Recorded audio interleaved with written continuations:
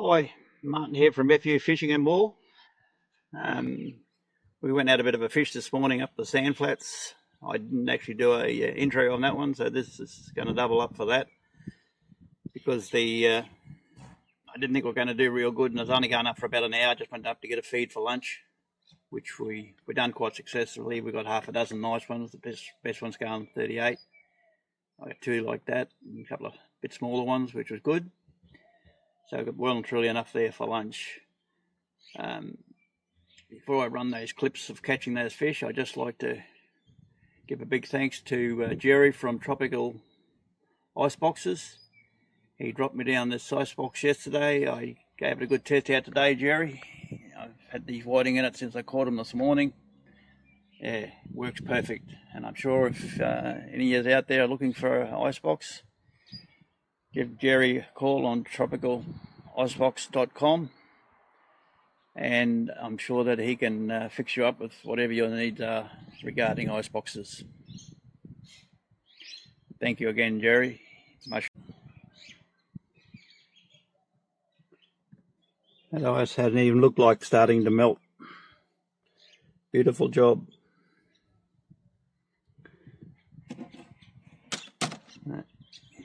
Well done, Jerry. Appreciate it.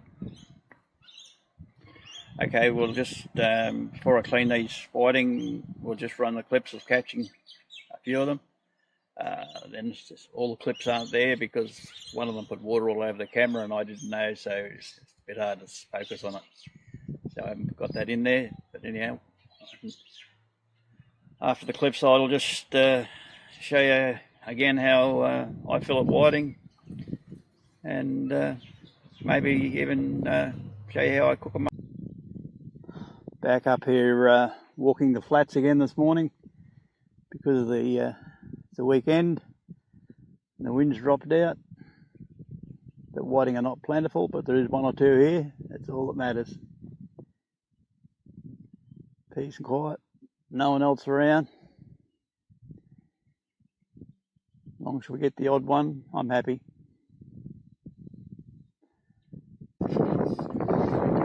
Nice fish.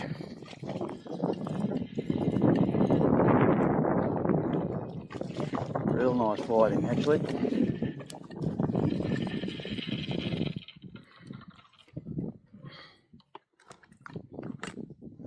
Already got one like that, a couple more, be good.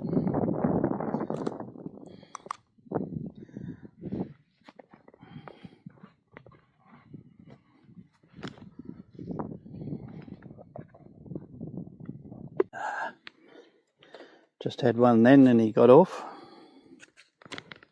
They're spread out to buggery.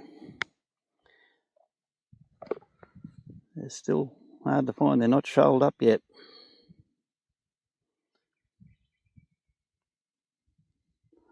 Using the Abby, same as always.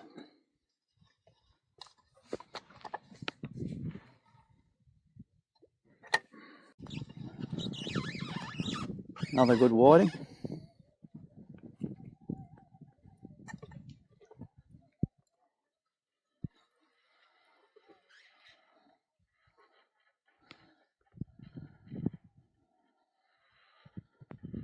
Then the old 360.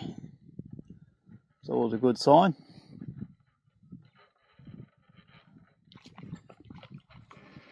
Oh.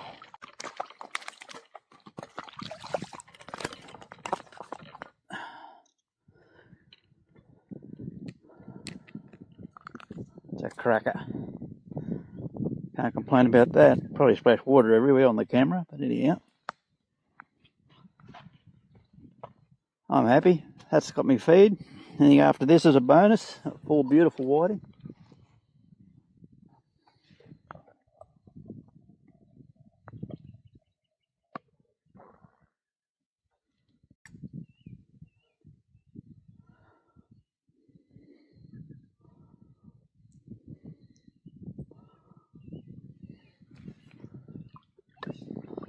Beautiful morning.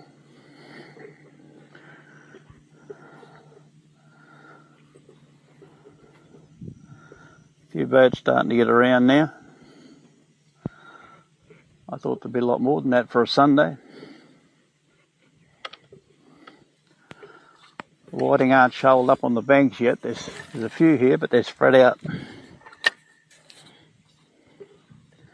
We'll just keep poking along here. Like I say, Nick, after I get now as a bonus, I've already got a nice feed of whiting for lunch. Digging yabbies and his son. He's left it a little bit late on the tide, I think.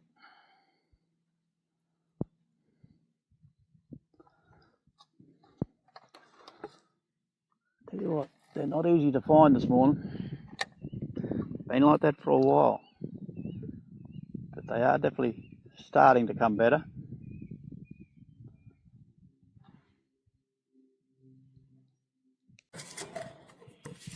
You might notice I'm wearing a chain glove like the butchers wear, as you've seen me do before, and as I explained to you before, it's probably the best. I think they were $90 something when I bought them. Best $90 you'll ever spend. No miss, even if mishap, there's no way knowing you're ever going to cut yourself. Okay, let's get down to it.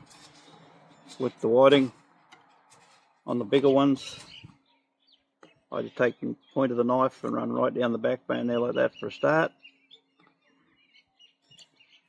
So, just come in underneath there. Hold that up with your finger.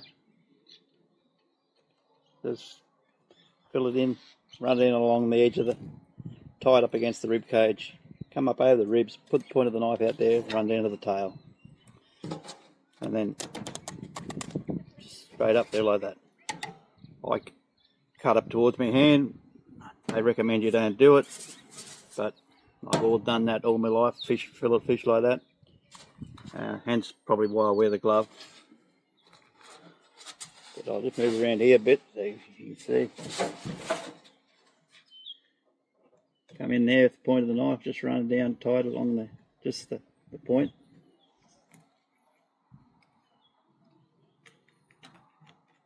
In there and out.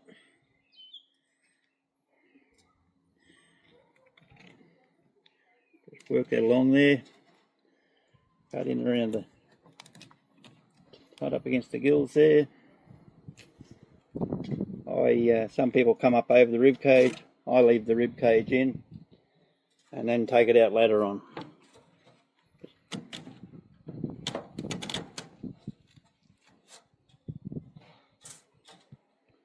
And that's that. Nothing left on that.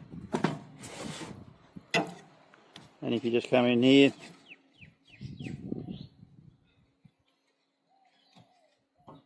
put the knife down, get down.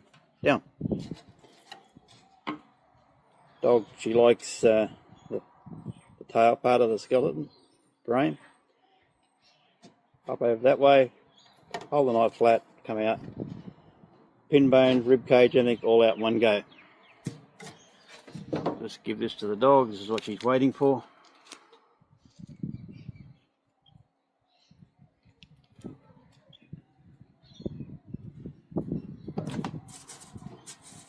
Show you that again on this one. Just tied up against those pin bones, the skin side down. Turn them over. Put the knife long, just on the other side of the pin bone. Bring it flat, run it along the rib cage, and you've got a perfect whiting fillet, no bones, all good.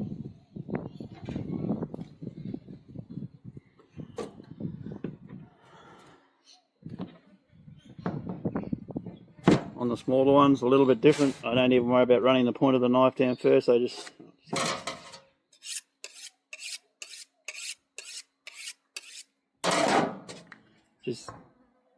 come up there, run it tight along there like that.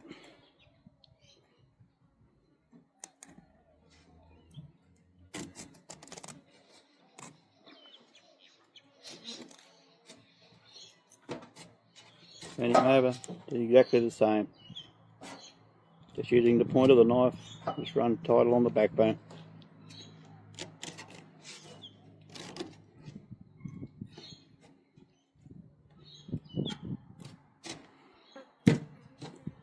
Same procedure.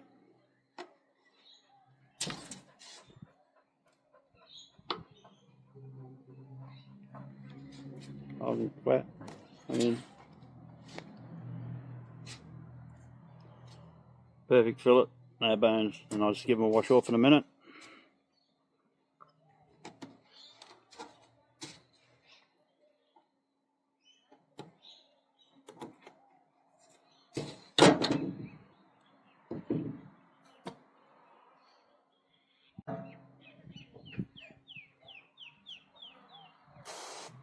A lot of people will say don't use salt, fresh water. I've been doing it all my life and never had any problem with it. Fish markets do. So there you have it. Perfectly clean, beautiful whiting fillet. No bone. Probably do that with nice crispy breadcrumbs later on. We actually use batter and then panko crumbs. And use the batter to hold your panko crumbs on. Crunchy.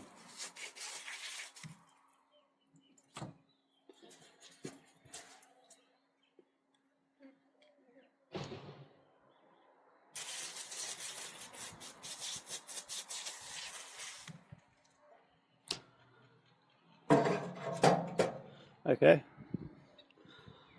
I thank you all for watching. I'll get back to you probably later on when I cook them. If not, I thank you all for watching, and I'll catch you on the next one. Just a quick one on how I cook my whiting fillets. If you like crumbed whiting and you like battered whiting, this is a combination of where you put the two together and you get a beautiful crunchy whiting fillet. For the batter, you're going to need salt, pepper, a little bit of garlic powder, a little bit of my favourite garlic butter, and chickpea flour. That's your butter, the crumbs, panko crumbs, lemon and herb crumbs, panko crumbs, and milk, of course, for your batter. And that's all there is to it. And your fish, and hot oil, which I've got heating up over there now. So I'll just mix this batter up.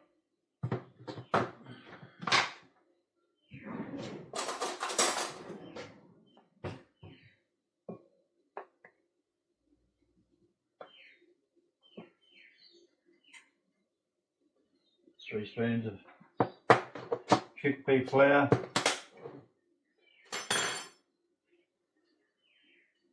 bit of garlic butter,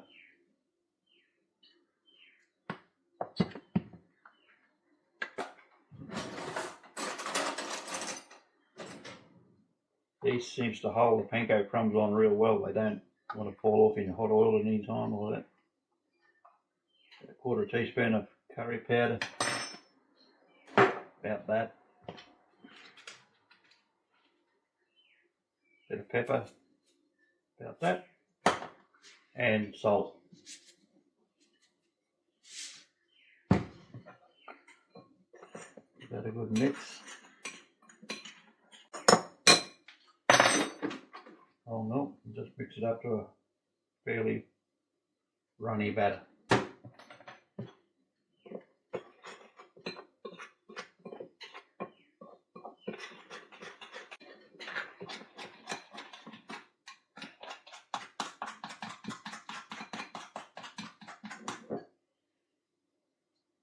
Bit like that.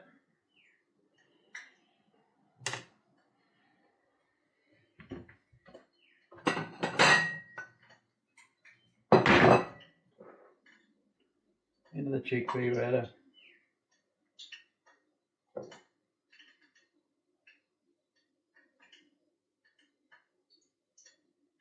And your crumbs. That's all there is to it. Simple as anyone can make crumb fish. Press the crumbs on.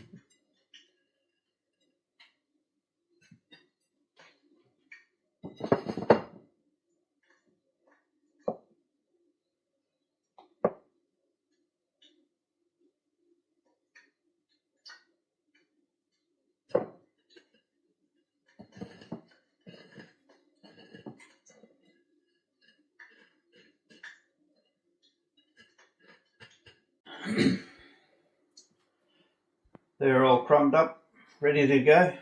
We'll just take them over here now. And then they go. Don't overload your oil.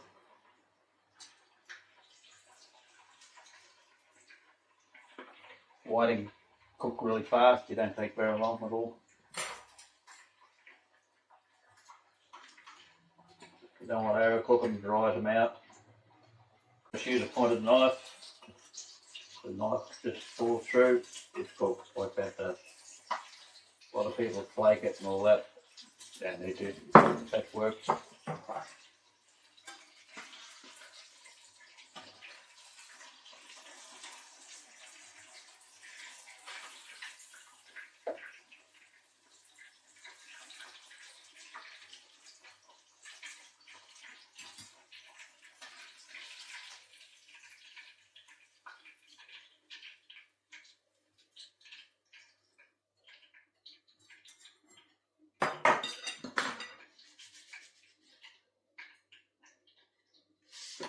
I would like to put the oil on while the salt while they're still hot. Let's go ahead and cook the rest of these. There you have the reason why I love me whiting and like me fishing. I could eat that every night of the week. Nice, crisp, crunchy, full of flavour, moist.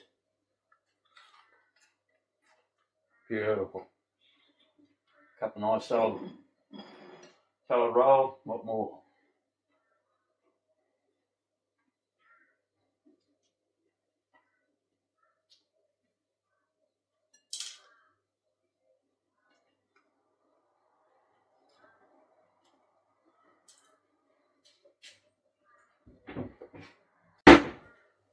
Topped off a bit of sweet chilli sauce on top.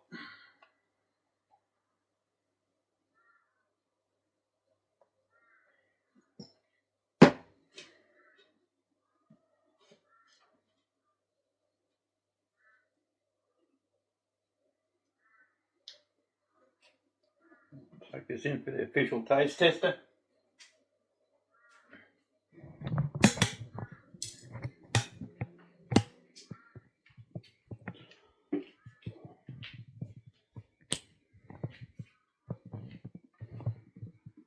Thank you.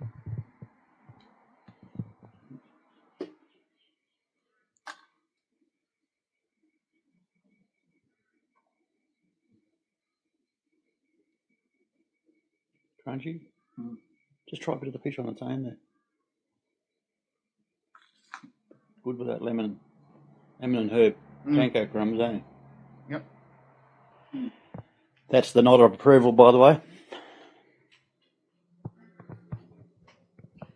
Easily in the 90s, but just spooked it before we could get to it. That burger was absolutely beautiful. And you just can't beat it. The crumbs and the batter together. Brilliant. Anyhow, I'm going to finish this piece of whiting. Thank you all for watching. And I recommend you try this. It's really good. And I'll catch you on the next one.